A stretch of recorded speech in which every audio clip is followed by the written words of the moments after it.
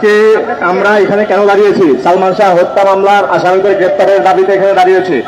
আমরা চাচ্ছি এই মুহূর্তে যে ঘোষণাটি আসছে, যে আমি কয়েকটি পয়েন্ট তুলে ধরবো। প্রথম কথা হচ্ছে, দেখেন, গত 21 তারিখ রাতের বেলায় মামলা হলো, আজকে 1 তারিখ, প্রায় 10 দিন হয়ে গিয়েছে, এখন পর্যন্ত কোনো আসামিদেরকে গ্রেপ্তার করা হয়নি।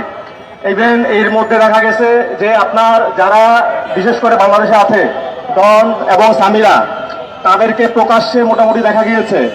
ডন কিছুদিন আগেও চ্যালেঞ্জ করেছে এই প্রেস ক্লাবে বসবে আমাদের সাথে এবং তার পরিবারের সাথে, যে সালমান শাহকে হত্যা করা হয়নি।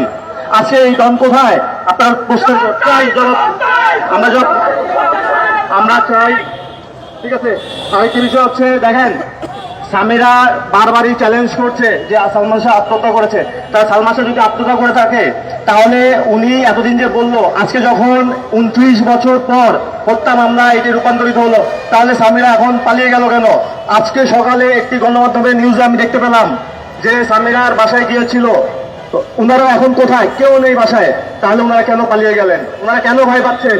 আমরা চাই এই যারা এখানে ভক্তবৃন্দ আছি, সালমান শাহর মা এখনো জীবিত আছে, তিনি বয়স্ক মানুষ, অসুস্থ থাকেন, বেশিরভাগ সময় অনেক বয়স হয়ে গেছে। তার জীবদ্দশায় যেন সালমান শাহ হত্যার বিচার হয় এবং সেই আসামিদেরকে গ্রেপ্তার করে সর্বোচ্চ শাস্তি ফাঁসি অথবা যাবজ্জীবন, সেটা কোর্ট বিবেচনা করে দিবে।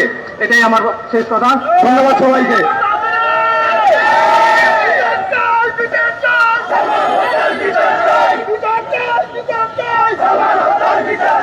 সালমান শাহ শুধু একজন ব্যক্তি নয়, সালমান শাহ রাষ্ট্রীয় সম্পদ ছিলেন। সেই রাষ্ট্রীয় সম্পদ রক্ষার দায়িত্ব ছিল রাষ্ট্রের।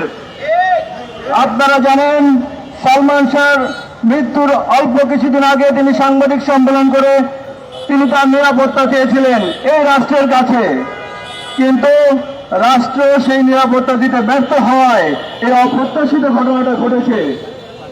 আজ 29 বছর পরে 30 বছর চলছে, এই মামলার কোনো শুরু হয়নি। আপনারা জানেন, গত 20 তারিখে মহামান্য আদালত এটিকে হত্যা মামলা হিসেবে রায় দিয়েছে এবং সেই আলোকে রমনা থানায় মামলা হয়েছে।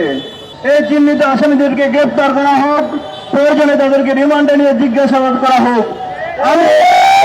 আমি একটু মনে করে দিতে চাই, কোন ঘরে যদি কোন ব্যক্তি আত্মহত্যা করে মৃত্যুবরণ করেন, সেই ঘরে যে ব্যক্তি উপস্থিত থাকবে তাকে কেন জবাবদিহিতার আওতায় আনা হবে না?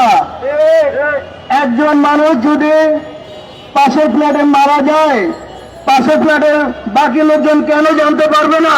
ভক্তবৃন্দ, অগণিত ভক্তবৃন্দ অনশন করে হলো নিজের আত্মাহুতি দিয়ে হলো আমরা বিচার অর্জন করবো ইনশাআল্লাহ। ধন্যবাদ সবাইকে।